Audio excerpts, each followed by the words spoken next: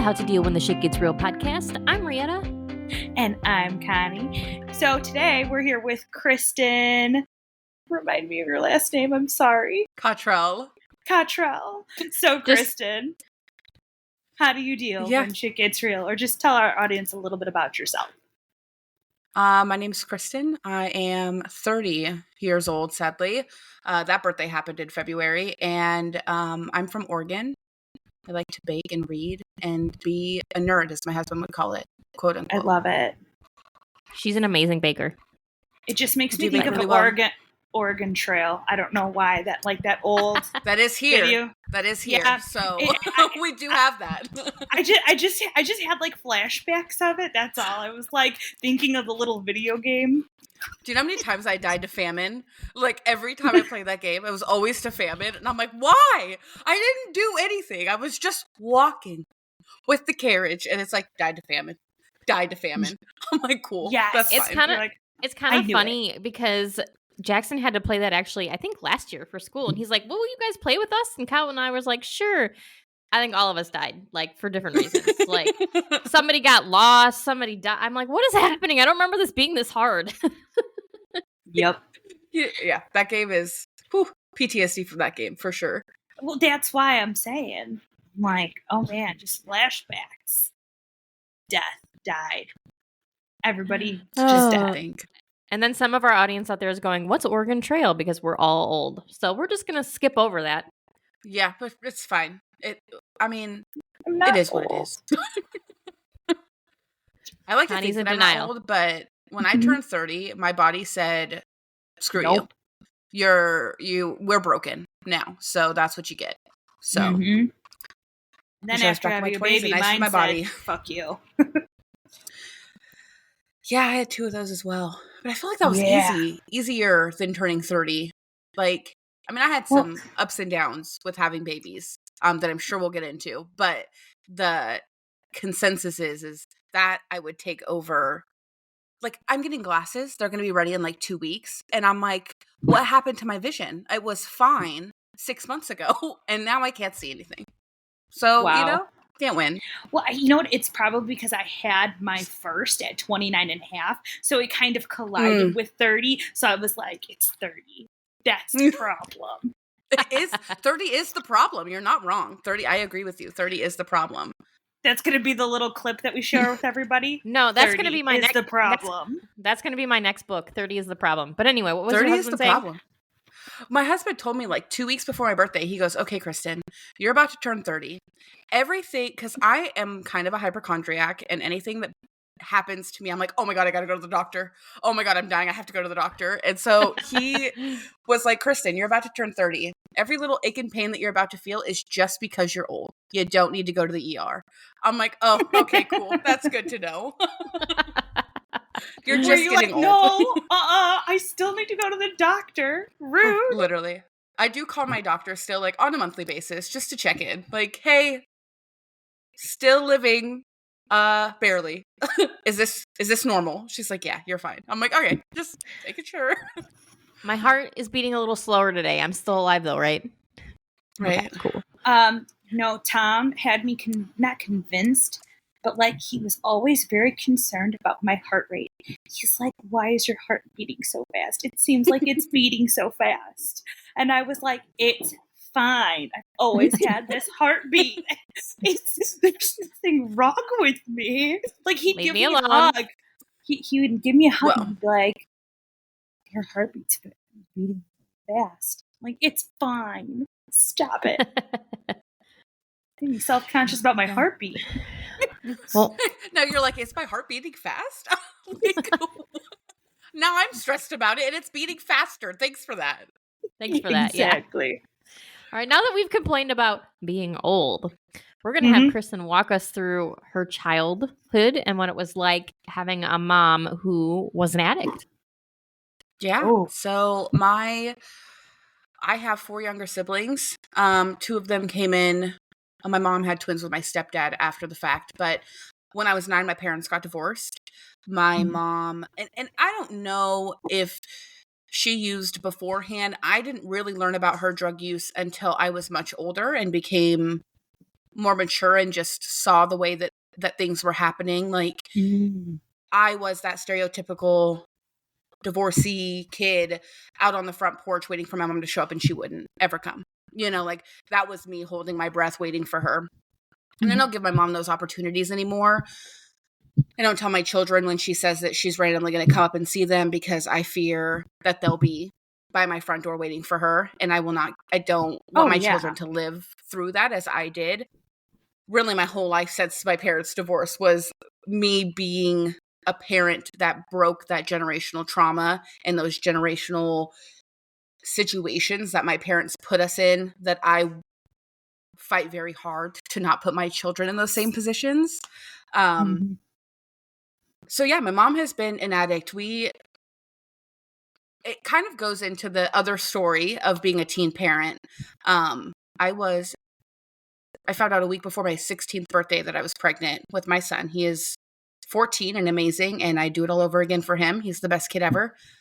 But when that happened and I moved in with my mom, because she was closer to the hospital that he was admitted to in the NICU for 100 days, that's when I really saw that addict side of her and figured out that she was using and doing those things, was at that point in my life. I didn't have the opportunity to leave, move out. I was 16 with a micro preemie baby, didn't know what I was doing. My mom also had 2 young children. They are twins, that I felt that I needed to help in that situation that they were in. My mom would be in her room a lot doing different things, sewing, selling baby clothes, on the computer doing God knows what with God knows who. Yeah. And so a lot of it was me being a parent for my little brother and sister. And I mean, even before that, living with my father, it was kind of like that. My dad worked as a single father at the hospital, 12-hour shifts, 14-hour days, would come home, eat dinner, and go to bed so that he could do it all over again. So I made food for my younger siblings my whole life. So I do believe it made me a better parent, though. So you have to take the positives away, Yeah. I could see that.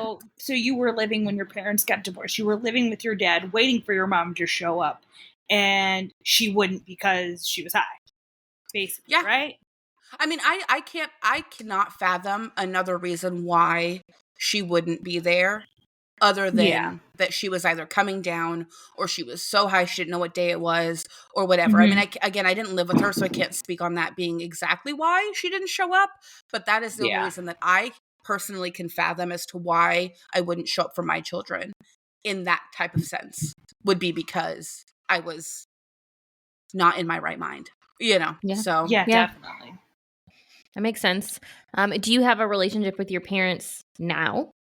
I do. My dad, so my biological father, we have moved past a lot of our past together. There was a lot of things that happened after I had my son with my biological dad that my stepdad had stepped in to be there for me and help me raise my son.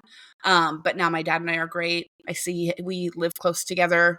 When he's not working, then he's up where I live, and I'm able to go and see him when I see my grandparents, or in a couple weeks we're going on a camping trip with him, my brother and his little family, and then my sister and her little family, and then mine and my little family are all going on a camping trip Labor Day weekend at the coast. So yeah, we get together a lot. My mom and I are,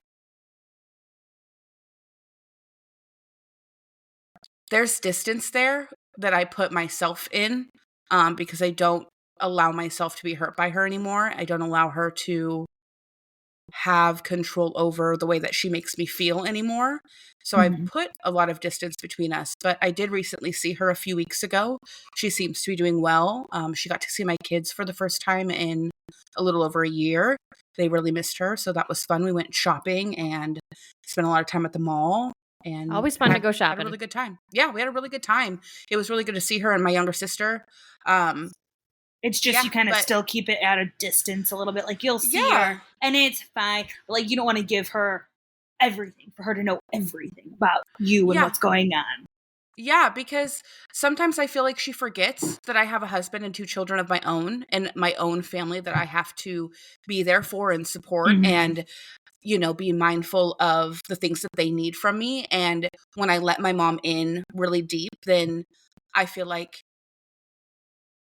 I hate this analogy, but it's like the only good analogy that I have. But I feel like my mom and my mom's side of the family are leeches. Most of them are drug addicts or past addicts, or I guess addicts still, but like are clean, from what they say. And anytime that I hang out with them, I have to take like almost a full day to like recoup from that mentally and emotionally, because it drains me. I'm a big people pleaser. I'm a big empath. And so a lot of things that they say around me, I turn inward and I absorb all of that for them. And that is a lot for a person to do. So I come home and I tell my husband I need to lay down. I need quiet. I need to be left alone. I need to decompress from hanging out with a lot of them. And again, it's not anything bad against them. I do love my family, but I do feel like we put the fun in dysfunctional. So it goes a lot of different ways. We totally relate to the fun and dysfunctional, because the whole reason we originally started this podcast was to talk about our goofy family. So, not quite as dysfunctional, but quite dysfunctional. They don't have the drug use problems, but there's a lot of women, so that means a lot of arguing, Yeah. Not just a lot of women, a lot of stubborn, bullheaded women. Yep. Yeah. That'll do it. Uh-huh.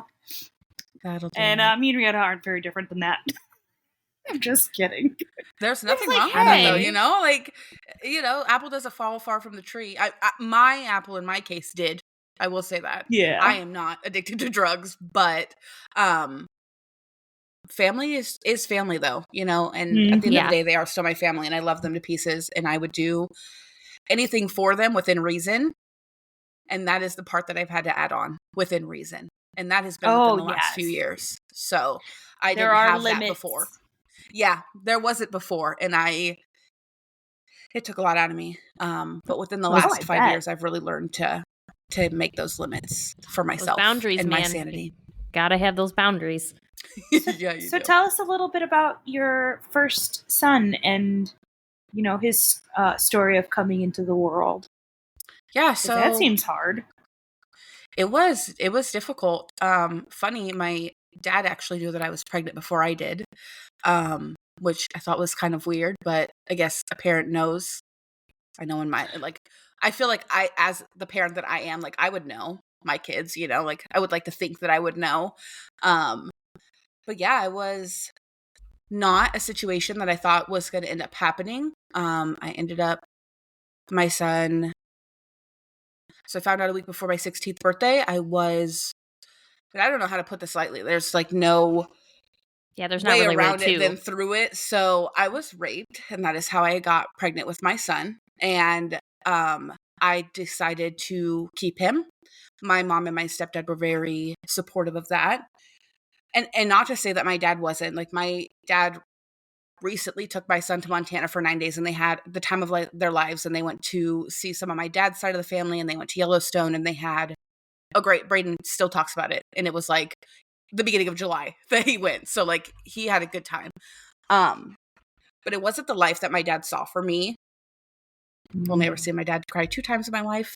One was when he was telling me as 16 and pregnant that this wasn't the life for me, and that it's not how he saw things going for me, and that he wished it was different. And the other was our first dance at my wedding when I married my husband 7 years ago. So full circle there, right? But yeah. So I got pregnant. I was 16 years old. I wasn't doing things that I should have been doing in high school. Skipping school a lot. I was in the wrong crowds, going down the wrong path. And then I found out I was pregnant. And I said, okay, well, I got to figure this out, because now it's not just me. I'm in charge of somebody else, and I'm growing them inside my body. So I went to my doctors regularly. I did everything I was supposed to. I was at a friend's sleepover one night. I was 27 and a half weeks pregnant with my son. I was at a sleepover at my friend's house. I woke up in the middle of the night to go to the bathroom. I wiped, and there was blood. And I said, I am not supposed to be bleeding. I'm pregnant. So I went to my friend's mom and I said, I'm bleeding. I don't know what to do. And she said, well, we're going to take you to the hospital. So they rushed me to the hospital and I get there. And again, I'm 27 and a half weeks. This is a very small town, rural hospital. They don't have like anything in place for this kind of situation. So I get there and of course their plan is to stop labor. They're like, you're not going to have the baby today. We're going to give you some medicine. We're going to stop labor. You're going to be good to go. Go ahead and give your dad a call. Let him know what's going on. And, the doctor will come in and see you shortly and get you checked out. And I said, okay, perfect. I called my dad. He said, well, I'm supposed to be working in a couple hours. It's like 4:00 in the morning. So he's like, I'm going to take a shower and then I'll head over there to the hospital. And I'm like, okay. Well, then the doctor comes in like right as I hung up the phone, checked my cervix and said that I was at 4 centimeters and they were not stopping it because I'm in active labor. And I said, hold on, what? Wait, what? I can't have the baby. I'm 6 months pregnant. Well, that's too bad. You're going to have the baby because we can't stop your labor now. You have progressed too far. And I'm trying to call my dad back. Like, I'm freaking out. I'm 16 years old. They're about to birth a 2-pound baby. Like, they're about to take a 2-pound baby out of me and hope that it lives. Like, so I'm trying to call my dad. He took the longest shower. I swear to this day, the longest shower I've seen that man ever freaking take. I'm like, were you singing lullabies in there? What were you doing? Like, what happened? Lose track of time? So I told my dad, I left him a voicemail. I said, well, they're not going to stop labor. Like, they're getting me ready for a C-section because he's breech. So like, I guess get here when you can, because things are happening. So I signed paperwork. They take me in for my C-section. They gave me the epidural. We did the whole bit. I'm laying on the thing. And again, it's 4 a.m. I have not slept but maybe an hour or two because I was at a friend's birthday party. We were up really late, So I fell asleep on the operating table. They woke me up. Yeah. They woke me up, told me that my dad had arrived. And then they woke me up again and told me that they had heard Braden, is my son, Braden, that they heard him cry. And that was a good sign that his lungs were doing something. And that my dad was going to stay with him until I got to recovery. I was sleeping. So that sounds great to me, I guess. So I get to recovery and my dad is in there and he's like, okay, they have to take him by where I live now. The hospital that he was transferred to is where I currently live.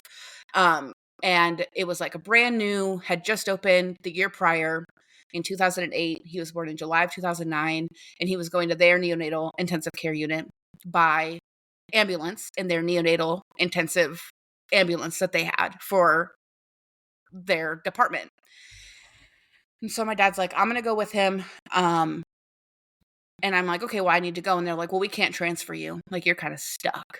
And I said, well, that's no BS, but I don't run the place. So whatever, I guess. So I had a C-section. So it was really hard for me to get up, like at an angle to see him before he left. And so I just got to see his foot because he was on a gurney inside of an isolette.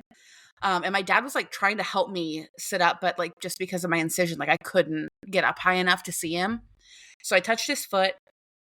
Mind you, I have a picture of him when they had taken him, like before they put him in the isolette, and he was in a quart-sized Ziploc bag. I have a picture of him where you can see the top of the Ziploc bag to keep his body heat in. That's crazy. To keep his body heat in. So I have that picture.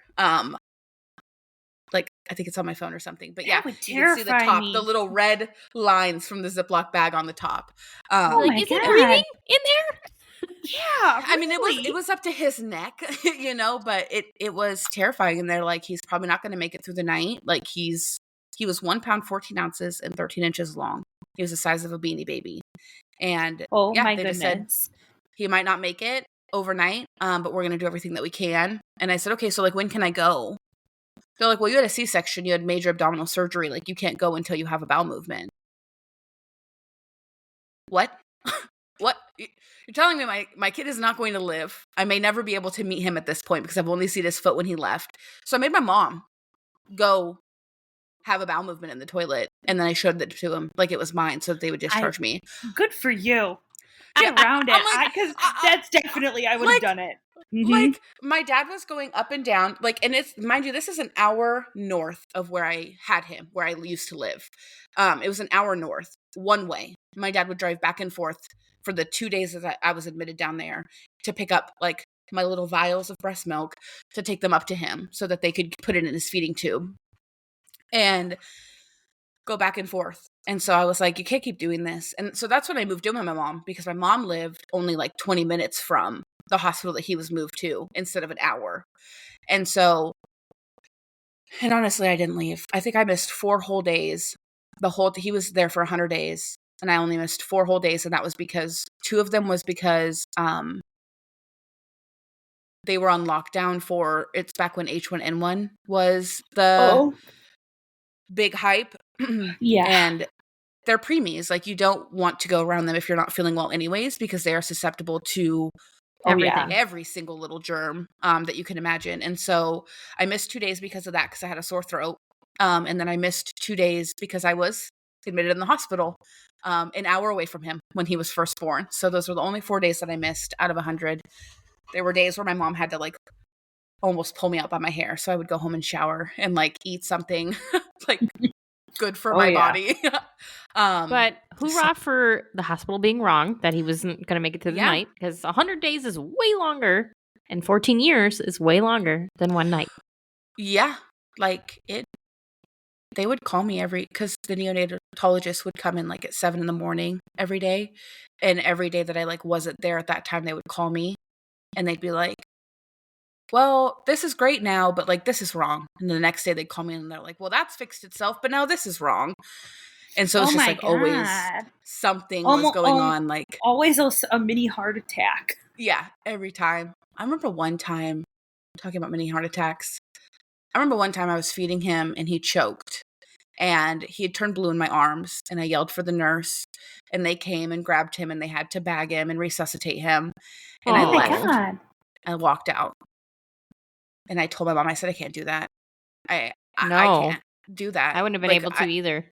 I don't know what I'm doing here. Like, Mom, I can't do this. And she's like, well, you can't just leave him. And I said, I can't go back in there. Like, I don't know what I'm doing here, Mom. I'm 16. Like, I should be my sophomore year of high school. Like, I don't know what I'm doing. And she said, okay, well, I'll take you home, but you cannot go home until you go back in and at least say goodbye to him. Like, you can't just leave him like that. Yeah. And I said, I can't do it. I'm not doing it, Mom. We're leaving. She's like, no, we're not. And she planted her ass in that hallway until I went back in there and at least said goodbye. And I went back in there and I didn't leave. Didn't leave. Like, good for your mom. Yeah.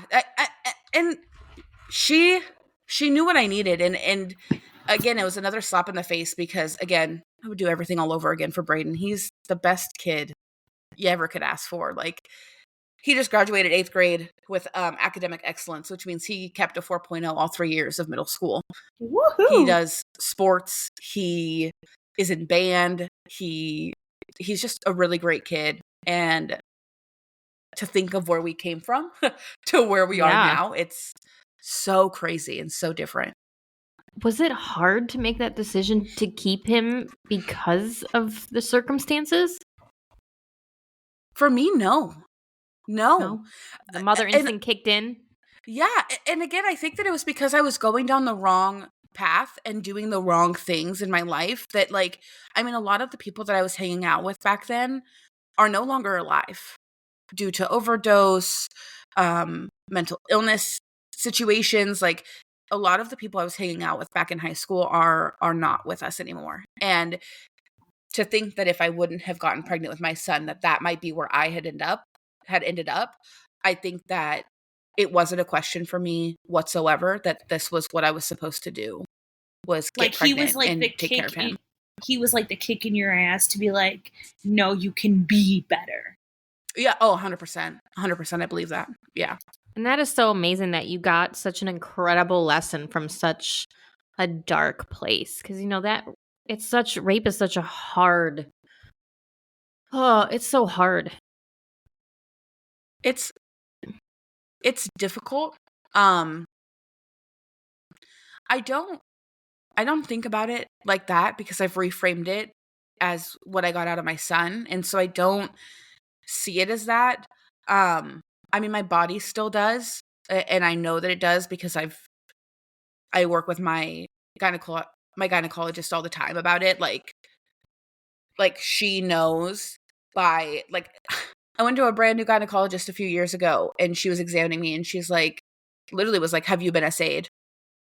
And I was like, yeah. And she goes, "Your muscles are always constricted down here. Like you're never relaxing." And that's usually what happens with like survivors of an SA. That's crazy. Yeah. I never would have even thought about that part of it. Mm-hmm. Yeah. So my body remembers it, but mentally I know that it happened, but I know what I got out of it. And again, I would do it all over again to learn and grow and be with Brayden the way that I have been over these last 14 years. And again, it was 14 years ago as well. You know, like at some point in your life, I feel like, or for me at least, some point in my life, I needed to let bygones be bygones and let that go. And so that I could move and grow. Been with my husband for 12 years, married for 7. Like at some point I have to let go and be able to move forward, to grow and be a better person. So but it definitely was difficult. Your second pregnancy better? And I'm guessing that was with your husband, right? Yeah. Yeah. So Dell and I were together for 4 2. Let me do some quick math. I've clocked out. My math skills are dead for the day. Hold on. So we got together when Brayden was 2. Brayden was about to be 5. So we were together for 2 years. Sorry. We were together for 2 years. And I told him, I said, Brayden is out of the toddler stage. He is turning 5 years old. I need a baby.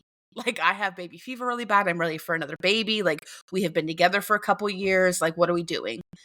My husband said no. He said, no, I don't want any babies. I got with you when he was 2 for a reason. I don't do babies. And I said, well, that sucks for you because too bad. I want a baby. And so I got off my birth control, which he was aware of. It was not anything that I did secretly or hid from him. He went to the birth control appointment with me and got it taken out with me.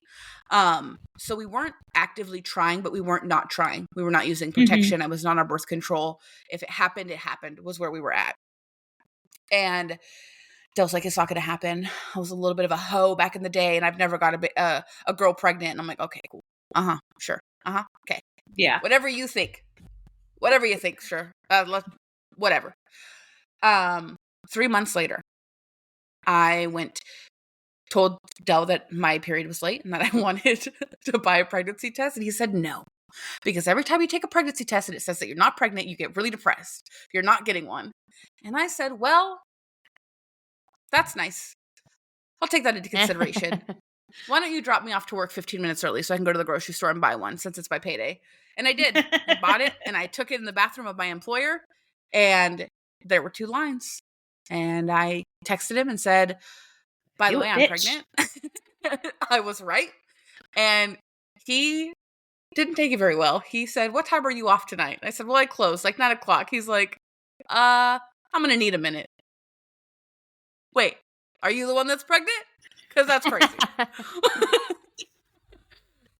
Because that's crazy. But yeah, we again weren't trying, but we weren't not trying. I had to get know weekly the consequences, shots. My dude. Yeah. I mean, like, you do know what makes babies, right? Yeah. The birds and bees talk happened. Hello. You're 4 years older than me, and I know where they come from. So I would hope you know where they come from. Oh my gosh. So did you end up having like another boy, a girl? I have a daughter. She is 9. Aww, that's perfect to me. She is wonderful. Her name is Eily, I-L-Y for I love you. And she is that's adorable. Everything that I am not. I wish I was more like her in a lot of different ways. But I did have her 4 weeks early. I had to get weekly shots in my hips every week to keep her in and strengthen my cervix. Because the reason why I had Brayden early was because my placenta did not embed right in my uterus, which caused my placenta to age faster than than Brayden was gestationally. So my placenta was calcified and hardened when I had Brayden. It was overcooked. It was at like 44 weeks, I think they said. gestation, like the placenta itself, but Brayden was only Wow. 27 and a half. So we That's had, trippy. Crazy. Yeah. yeah. So that's why I Super ended up having trippy. Brayden early. It wasn't anything that I did wrong or anything like that. So Why didn't they catch it the first time, but they caught it the second time? So the second time, I didn't have that issue. My placenta embedded correctly in my uterus. We Oh. did the shots in my hips to strengthen my cervix so that, because I did go into preterm labor. I was at 2 centimeters for like the last 3 months of my pregnancy. I was Mhm. at 2 centimeters that whole time. And so I was on like, I was a cashier at Sears. I was telling, I think Rihanna this the other day, Yep, that you were. they don't let cashiers at Sears have chairs at the registers because they want you to be ready for a customer, which is understandable. As soon as I found out I was 2 centimeters and they knew about Brayden being so early, they gave me a little office chair to sit in at my station. Oh, well, that's to, nice. to check out the patient. To check out the customers, because they were like, you are not having a baby on this floor. So, Yeah. It's so interesting. I had another girlfriend that had that issue that like her cervix wasn't strong enough, and they actually put in like just like 2 stitches to like help it because it just wasn't strong enough. And as the baby gets heavier, like it literally just like it's gonna like fall out. I mean, fall out. yeah. But yeah, pretty much. Yeah, like fall out. They discussed having to do that with me, and then they decided that the ER people were idiots and that I should go see a specialist. So how did you meet Mr. Dell? I don't think I've ever heard how you and Dell met. I honestly, as soon as you went to go say that, I was like, I don't think I've ever told you. Okay, so Oh, I love this because it sounds like it's tea. well, a little bit. And I've come clean to my family, so if they hear this, haha, joke's on you. Now you guys know if you didn't know. Dell and I technically met online on plentyoffish.com. Oh yeah, That yeah. is technically how we met. We did come to find out that we were going to Lane, which is a community college here, at the same time. And so that's what we told my parents, Everybody that we else. met each other in passing at the college, so that they didn't know that I had met him online. I'm pretty sure everybody we told that to already knows that, but if not, ding, ding, ding. Surprise! There you go. That's how we met. Also, though, like, to even get weirder in this, which is why I feel like you got the vibe of it being tea, is I was on Plenty of Fish, but I wasn't like really on there. And so like when I had seen he already knows all of this. So I love you, Dell. Don't forget. So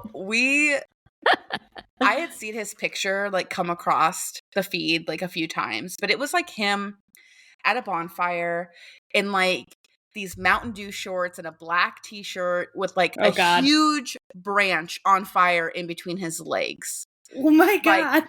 Like a partier, right? I'm like, oh, well, he's a partier. I have a child. Like, that's not what I'm looking for. And so I never like swiped on him or like messaged him, but he like came up a lot because we lived close to each other. And that's like how the connections happen, right? Is like your area.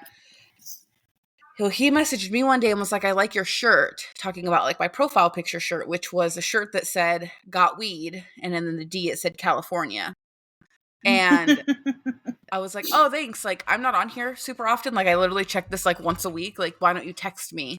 And so I gave him my cell phone number, and we were texting, and we were talking. We had talked for, I don't know, like a couple weeks, few weeks, maybe a month. We were talking, and it finally came out that we wanted to meet and hang out.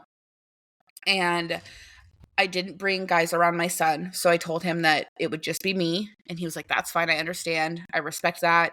So I went to my stepdad and I said, hey, like, I want to go on a date with Dell, but I don't feel comfortable like going and meeting up with him by myself. Like, can we do something public, and like, can you and mom be there for like the meetup part? And he was like, well, I thought you guys already met up. And I'm like, yeah, but like, this is different circumstances because they didn't know we met online, right? Remember, we met through the college. So I was like, but this is like different circumstances. Like, this feels like more serious and less casual. And like, I'm nervous about it. And he was like, okay, no problem. And he's like, well, what's his name? And I said, well, his name is Dell. And he's like, okay. And I'm like, but like, that's what he goes by. Like, his real name is Lindell. And he's like, hold on, is he a junior? And I'm like, yeah. And he goes, I've worked with his dad for years in the logging company, like industry. Like I've loaded his truck Really? multiple times over the last like 10, What? 15 years. And I was like, wait, what? And he's like, yeah. I'm like, no, I know his dad. And I'm like, there is no way. He's like, yeah, it's a small world, Krysten. Like that's like, yeah, I know him. And so then I was like, okay, he's not catfishing me. I'll meet up with him. So we did. We met up at a local park. My dad walked me out to his car, and our first date was going and watching Kung Fu Panda movie in the park at like a it was like Oh, one of the yeah. summer nights thing where they play like movies in the park on the big They have screen. that in Romeoville too. Yeah, so we went and watched Kung Fu Panda in the park, and at the end of the movie, he had not made a single move the entire movie, and it finally ended, and I looked at him and I go, so you're gonna kiss me or not? And now we are married. He did a step-parent adoption for Brayden. He is legally Brayden's father, and Eiley is both of ours. Aww. We've been together for a very long time, and this is the year I might end him this year. He's really trying my patience this year. He's really trying my patience this year. We do a lot of male. He is. He's a man. I mean, there's really no other excuse I could give you other than he's a man. But That's true. we do a lot of stuff. Like we've done a lot of barbecue comps, which is like his hobby, and I don't know. He's just so wonderful. I love him to death. He's my best friend, but sometimes he annoys me. Okay, I'm gonna be honest. It's girl talk. He's annoying. Guys are very interesting. Interesting is a nice way to put it. No, that's why I said it that way. Yeah, interesting. Mm-hmm. Okay, so then here's a follow-up question. So on days that you want to end him, what do you do? Because clearly you haven't ended him because you're not in jail. I have not. No, I do have backup plans if it happens. Okay, but every woman does. Don't lie. Every woman does. I've been together 12 years, and there have been ups and there have been downs. When I am at the point where I just like I am a very vocal person. Like, yeah, I'm a people pleaser, and yeah, I'm empathetic. But like when my cup runneth over for the day, he is gonna know because I am very short. I'm very short. Like that's what it cut. Like yesterday, I did not hydrate at all yesterday or caffeinate, and that really bit me in the butt at about 5 p.m. last night. Oh yeah. And he's like, "What's wrong with you?" And I was like, "I don't know. I'm grumpy. I don't know what you want from me." He goes, "Well, I just was asking what's wrong." And I was like, "Well, don't talk to me. Don't even look at me. Mm-hmm. Don't breathe in my direction. I'm not in a good mood." And he was like, Okay. Can I get you some water? I was like, you know what?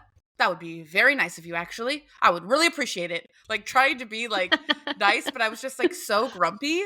Yes. But sometimes I do have to just move myself to another room because there's no, like, getting through. You know what I mean? Like, there's no getting around it. There's no getting through it. So sometimes we just need to be in our own little spaces. And I either tell him to go to the bedroom and he'll tell me no. And I said, fine, I'll go to the bedroom. And I do. I walk my happy ass up the stairs and I lay down in bed, read a book, and play on my phone. Yes, I know. I remember being a child and hating being sent to my room. And now I'm like, why did I hate that? That was awesome. Yeah. Yep. Oh, darn. I have to go lay down in my comfy bed and read a book. Oh, man. What will I do? I know. Awful. The worst. Mm-hmm. Mm-hmm. Oh, no, I tend to retreat to my bedroom, too, because when I was a kid, like, we didn't have, like, a basement and, like, a place where, like, everybody could hang out or, like, I could just hang out and watch TV. So, like, if I wanted to, like, watch what I wanted or do what I wanted to do, I had to go to my bedroom. So, like, my bedroom has always kind of been, like, my sanctuary. And Kyle was always like, why are you in here? It's 5 o'clock. I'm like, leave me alone. I like it in here. Why do you care? Just leave me alone. Why do you care? Leave me alone. Tom thinks I'm crazy when I'm like, hey, do you want to just, like, go to bed and, like, watch a movie? And he'll be like, go to bed? I'm not going. It's 7 o'clock. And I'm like, and what's wrong with that? Why can't the men get on our level? Like, bed isn't just to sleep. Like, bed is to just it's the chill, all right? Yeah, Chill. yeah. I like chilling in my See, bedroom. Dell doesn't say that. Dell says the living room is for living and the bedroom is for bed. It's in the name, he says. And I said, you know what? It is. But that's why That I'm laying sounds in like a man. bed. Because it is the bedroom. Okay? Yeah. Not everything is so black and white, Dell. All right, there's some gray. He is, though. Like, he has come around to being more gray and understanding that there are gray areas. But he is very black and white, and I'm not. That's kind of how we balance each other out. Like, he is very much the opposite of what I am. Like, I am an introvert unless I put myself in situations that I'm comfortable with to be an extrovert. And he is very much not. Like, we can't go grocery shopping without somebody being like, hey, Dell. He's like, I don't remember their name. Introduce yourself. Oh, okay.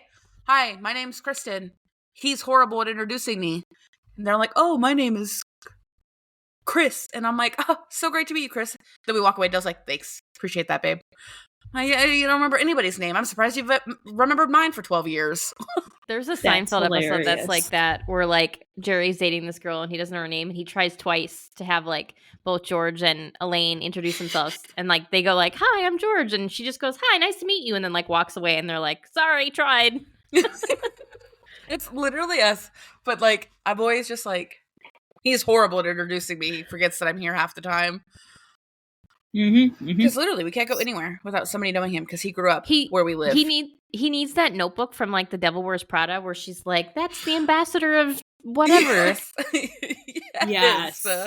Oh my God, that's. But then hilarious. I might not be needed, and then he won't keep me around. So maybe not. I'll just keep my little things. I peel his eggs.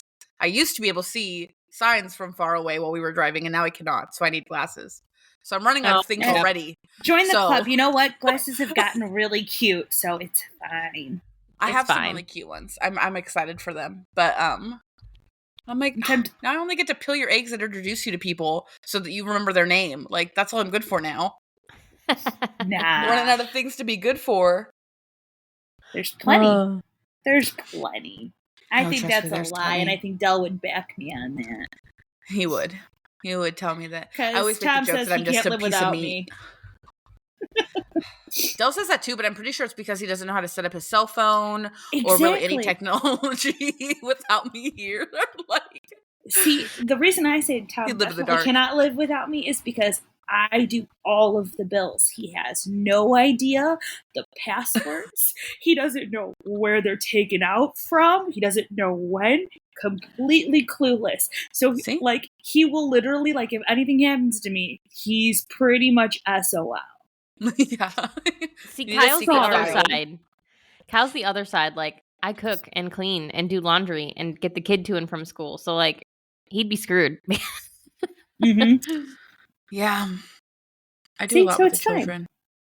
We even each other out. Del may work, like, 12-hour days, 5 days a week. But, like, I do other things. I also don't cook. He does that too. But, like, I'm here warming the couch for him. Like, what more do you want from me? Okay. Exactly. Hey, exactly. Taking care of 2 kids is already a lot. I have yet to decide if I want a second kid because I'm like, this one first kid that I have, he is a little very adorable monster that I absolutely love. But I kind of a grown monster. At that stage. Braden tricked us. He was a good, independent 5-year-old, almost 5-year-old. Played by himself with his little Hot Wheels in his bedroom, quietly. And I was like, you know what? Let's have another one. And then Eiley came around, which is Dell 2.0, and it's fucking wild around here. Excuse my language. It's crazy around here. No, you can say that on here. Okay. That's why. I don't know if I can say that. That's why I'm like, I don't know about a second, because he is an angel. I put him in his playroom. I closed the door so I could clean this morning. Not a peep. Had a blast. He was having the time of his life. He's going to trick you. Don't do it. Oh, no, he's already tricked me. He's so sweet. He sleeps like, 12 hours at night and then takes another 4 hours of naps during the day. I'm like, this is great. He is such a great baby. And he's only mad when he either wants to A, eat, or B, sleep. And that's it. No. Braden is self-sufficient. Braden can make his own food. He comes to me and is like, hey, can I go hang out with my friends? And I'm like, yeah, when are you going to be home? I'll be home in a couple hours. Okay, have fun. Be home before dark. That's all I care about. I have his location on my phone. Like, I know where he is all the time. Yeah. Like, I'm not worried about it. Eileen, on the other hand, Mom, I'm hungry. Okay, you know how to make ramen. You know how to make mac and cheese. You know how to make a sandwich. You know how to get a bowl of cereal. You know how to make waffles. Why don't you go do something? Well, I don't want to, but I'm hungry. That sounds like my brothers, actually. Because that would be like my brothers would come to me at like midnight and be like, hey, I'm hungry. Like, Anne, can you make me ramen? I swear to God, this would happen all the time. And actually, though, my brother never realized, and we laugh with this with his wife, because she likes actual ramen where, you know, you do the sauce, like the actual soup. Oh, the like fancy ones. Yeah, well, that too. But so my brother doesn't like soup. So he would ask me to make ramen, but really what he just means is noodles and just throw some cheese in it. And she's like, that's fucking wild. He didn't realize that there was a, what is it called? Like sauce packet, and that you actually make it as a soup. He did not realize that until very recently, and I'm fucking dying. Yeah, because I would always make him cheesy ramen because that's what he would ask for. Right. Yeah, see, I never made the ramen right either. I would like boil it, drain all the water, put the spice packet in it, and then just put butter in it and mix it around and eat it like that. So my daughter eats it like that, but without the butter. Like literally just cooks the noodles in water, drains it, and then puts her packet in there and stirs it around. And half the time, half her noodles are still crunchy. And she'll be like, Mom, you want me to make you ramen? And I'm like, no. Nope, I'm good. I'm not even hungry. No, you gotta put not even hungry. You gotta put the little bit of butter in there because it like that would be so good. It softens it a little, and then like the sauce actually like sticks, and it's not just like noodles and I don't know, spices. Sprinkles. It's just weird. Yeah, weird. Sprinkle. Yeah, sprinkles. Okay. Yeah. It's okay. Sprinkle. I called a torch a flame stick the other day because I couldn't think of the word torch. I was like, you know, like the flame stick. Okay. Words are hard. Words are hard. You know, words are hard. Long days. Life is hard. I don't know what people want from me. Okay, I'm trying my best out here. So on that note, what advice can you leave us with before we say goodbye for the day? In all honesty, I think that the only thing that gets me through every day is that it's not the end until it's the end, right? So like you have to continue to get up, do what you want to do to be where you want to be in life, regardless, until your card is punched. And you don't know when that's going to be, so you might as well continue to just move forward. Like, you matter to the world. You're supposed to be here. Keep working toward the things that you want and keep breathing, because those are the things that are important. I think of Dory a lot. Yeah. Just keep swimming. Just keep swimming. Because honestly, that's all you can do. Like, I feel like I've had my fair share of trials and dark things, trauma, situations that have happened to me. But I am happily married. I have 2 wonderful children. I make good money. We're able to live a good life, go on vacations and do the things that we want to do. And I've only been able to do that. Cheesecake. You know, I do. Pickled cheesecake? I made pickled cheesecake. I did not place well with that pickled cheesecake. Thanks for bringing that up, Rihanna. But no, just keep going, because like there's going to be another cheesecake comp for me to enter. There's going to be another, book for me to buy. There's going to be another something for us to do that you have to continue to move forward. You can look back and you can remember your past, and you can remember and like give those feelings and those things a few seconds of your time. But ultimately your time should be used moving forward. Yeah. Like to move forward. Like I wouldn't be here if it wasn't for the support of my husband and his family. So. And there's always something new to do or to try, you know? Yeah, absolutely. And if you're not happy with where you are right now, that's not going to be the same spot that you're in tomorrow or in a week or in a month. It's going to change. And it may get worse before it gets better, because sometimes that is how the cookie crumbles. But it will get better. It will. It will get there. I really hope you got the Bruce Almighty reference there, because that is one of my favorite movies. I was going to say it. I was waiting. I was like, and that's the way the cookie crumbles. Oh my God. And that's the way, I like it. That's like the best one. Oh God. That is the best one. I love that movie. I love Jim Carrey. He's just one of my favorite actors. Like we were actually just watching Liar Liar, and I was like, I forgot how funny he is. He is. I love It's him. actually my But husband's idea too. I was shocked. I was like, I didn't think you liked him. And she was like, oh no, this is like classic, top tier. It's classic. And I was like, yeah, okay. you have to. I'm like, you're right. I'm like, he's not wrong. Liar, I just Liar's didn't up think there. he's normally the guy that wants to watch the new movies. He doesn't really want to watch the old movies a ton with me. Yeah. So I was like, are you okay? You have to reminisce in the past. You have to sit there, okay, and appreciate it for what it was. Oh, yeah. But also there's new and upcoming movies all the time. So you got to also look forward. But also you can look back and be like, wow, this would get tear to shreds if it was made now, because it did not give a fuck. And now everybody is like, let me be woke and censor and woo. And let's kill Snow White. Sorry. I shouldn't go on tangents. Anyway, this is how to deal when shit gets real. Thank you for coming, Krysten. Did you have a good time? I did. Thank you guys for having me. This was awesome. Thank you. Thank you.